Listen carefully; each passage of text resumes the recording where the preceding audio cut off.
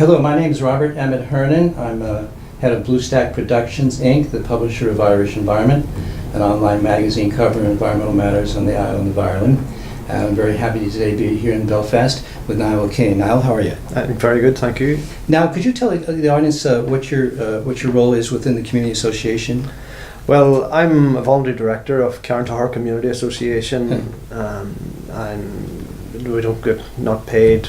I'm just there in a voluntary capacity to help out. And where's the Community Association?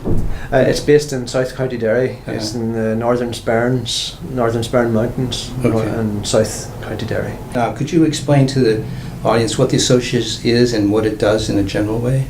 The association, we're a community organisation, community development aimed at regenerating a rural area that has in the past suffered from depopulation, people moving out of the area.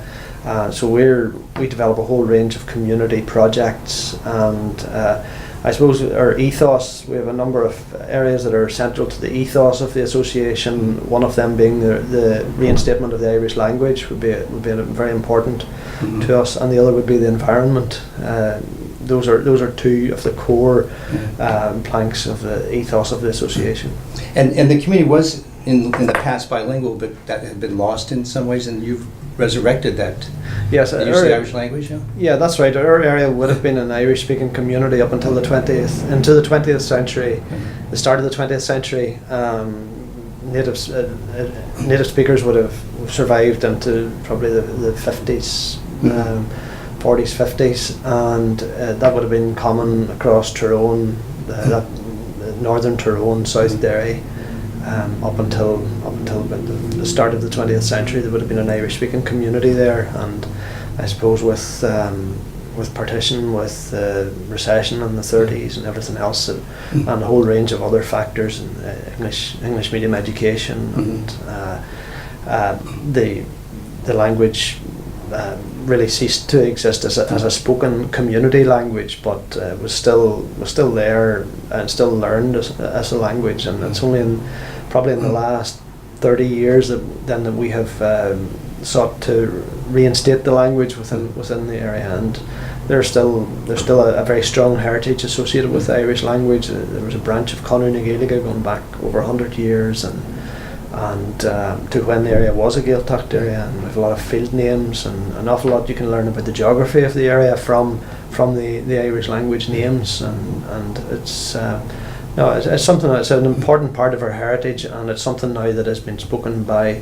many, especially young people within our area. And there's the majority of the primary school children in our area are actually Irish speakers. People are rediscovering their heritage, and the young people are taking that and embracing that, and they're using it to form a very bright future for the area. They build that self-confidence of the local community, and the pride of place that they have, and they're very outward looking and very embracing of other cultures, and it's a very, very positive experience for our area. Who organizes the association? How many are on your board? There are about 16 on the main board and the main committee, albeit there'd be more people than that involved in the delivery of the activities. And how many volunteers? There's around about 150 volunteers for the various activities, ranging from community activities, Irish language activities, environmental activities, right across. And there's about 300 houses in the community? About 300 houses, okay. Yeah, 300 houses. Now, there's a great number of things. I heard you give a talk earlier today about the many, many things that the association does for the community.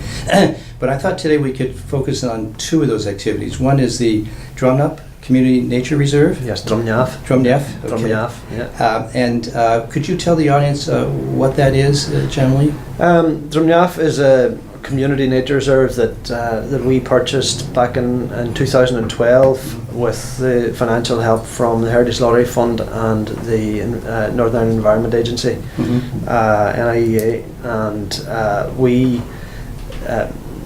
were very, very fortunate in being able to purchase it, and it consists of ancient woodland, remnant woodland, bogland, fen, and species-rich grazing, and a semi-natural woodland. So there are a whole range, a whole tapestry of habitats there they're much greater than the sum of their parts in terms of the ecology within those, because you can find ancient woodland in areas. On island sites probably, but you can rarely find ancient woodland that's located right beside bogland, which is right beside ancient, very, very species-rich grazing, which is beside a fen, and it's the whole interaction of that diverse range of habitats which makes this very, very special.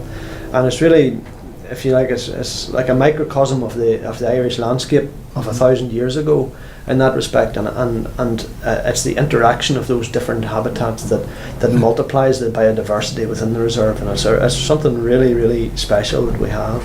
And now you have 130 acres in this reserve. Yes. And next, adjacent to it is 80 acres owned by the Woodland Trust. That's right. The Woodland Trust, we purchased, or we negotiated the purchase on behalf of the Woodland Trust of another 80 acres. That was back in 1998/99, and that's located right beside it as well. In total, there's about 210 acres with all of those habitats. I forgot to mention as well, there's a river habitat there as well. There's about a mile of salmon spawning river alongside it as well, which is an integral part of it.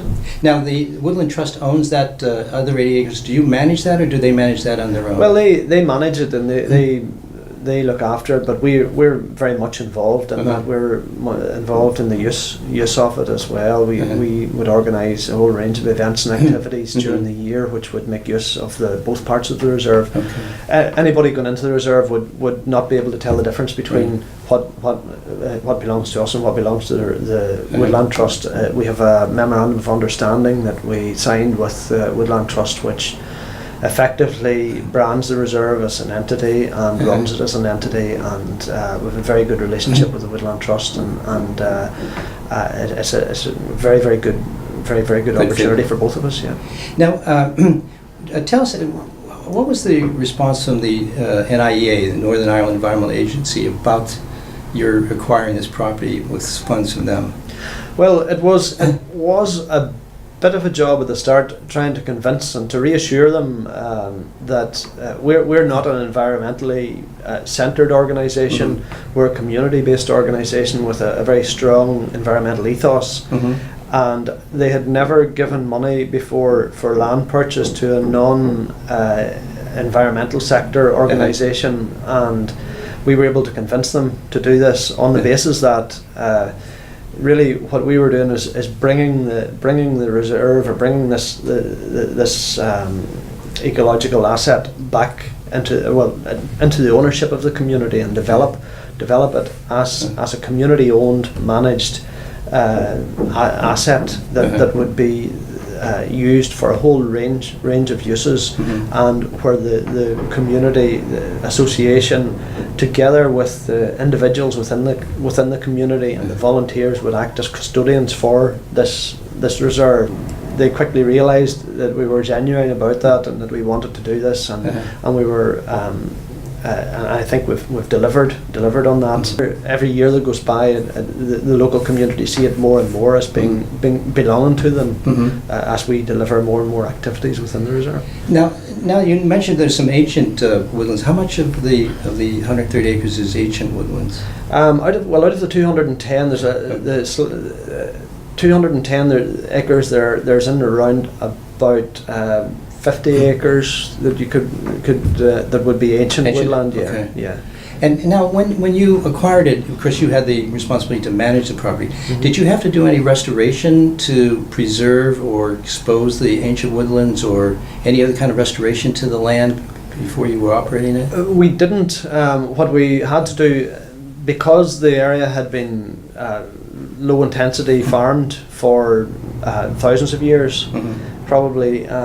We were very lucky, and the reason that the area was preserved in the way that it was because the farmer that owned it before was very much a low intensity farmer. He was an elderly farmer. He didn't clear any land.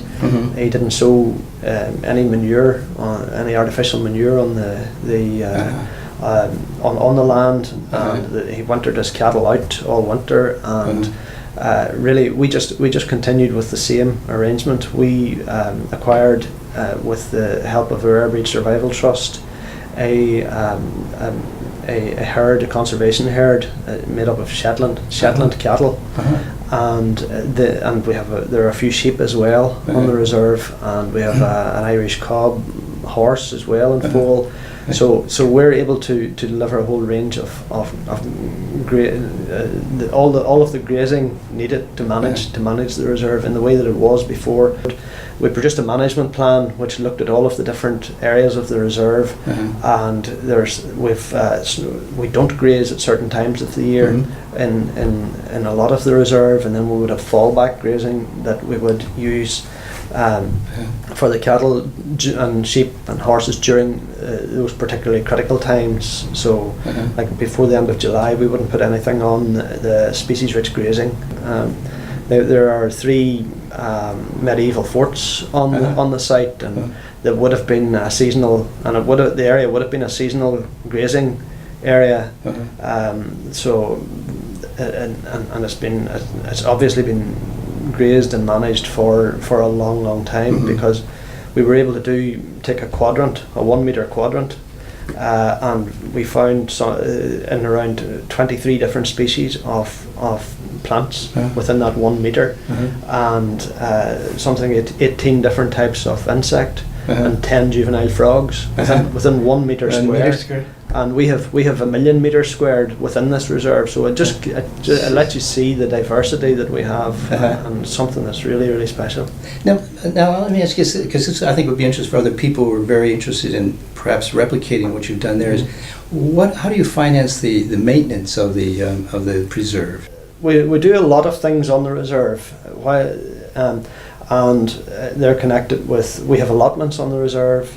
So what we're trying to do is get people onto the reserve, get them using it, and then as well as that, we can apply to different funders for the allotment project. We can apply to the health board, for example, for a healthy living project, or we can apply to the lottery fund for that. We have other things that we run on the reserve are like there's Couch to 5K. For people that want to get back into fitness. So again, that's a project that becomes a funded project. We have a volunteering initiative which is like training and volunteering, where there's stone wall building. We've done stone wall building on the reserve, and we can also apply for funding for upkeep, maintenance and upkeep of the paths. But do that with volunteers, as well as applying for funding maybe to improve and then buying in those services. But we also use volunteers. Okay, now let me, if I can, switch gears a little bit and ask you to talk about the wind energy project, which is also kind of a very solidly based community effort. And so how did that develop, and how many wind turbines do you have now? Well, we about 9 years ago we started thinking about the wind energy project when the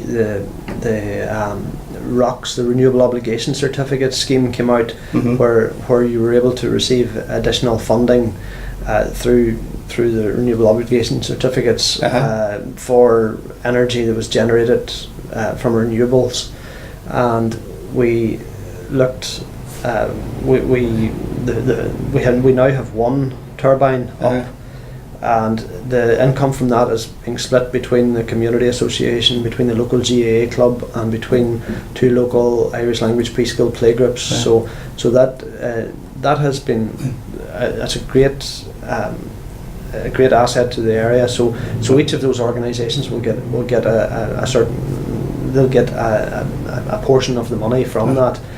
How much does it generate? Now this energy goes to the grid, correct? Yes. It's not. And how much revenue does it generate? Just the 1 turbine. The 1 turbine will, and after the interest is paid and the maintenance is paid, insurance and the and the rent for the site, Uh-huh. it should generate at least £30,000 per year, okay. which will be split 3 ways. A third of it will go to the association, Uh-huh. 1/3 of it will go to the GAA, local GAA club, Slaughtneil, and the other third will be split between the 2 preschool play groups, 2 And schools. So that's a substantial amount of money for a community it that is. size. It's a nice income. Yeah. It definitely Yeah. is, and we have there's a further turbine that we have in the planning stages as well that we're hoping to get up, and that'll be used to fund the core costs of the association. So okay. so that's really where we want to get to in terms of the viability and Uh-huh. financial viability and the economic sustainability, as well as the environmental sustainability. Because that's the hardest money to get in any kind of non-profit organization is core funding. That's right. And we've never had any core funding for our organisation. We've always had to survive on Yeah. project funding and fundraising and income from our very modest Uh-huh. social economy project. And the first turbine is 225 kilowatts? One turbine? Yes, 225. Yeah. Okay. And now, how did you fund that? That was funded by a combination of money, loans from a number of individuals involved, and a loan from Ulster Community Investment Trust. Uh-huh. So we have 250,000 from the Ulster Community Investment Trust. Uh-huh. So, and the balance is there's over 200,000 in addition to that is from reserves or from loans from individuals. And would those from the be community. local individuals from the community or in the Yes. wider area? Yeah, From the community? Yes. Okay. Now, Neil, here's a tough question. If you get core funding, does that mean you might get paid? Well, I'll not get paid regardless. No.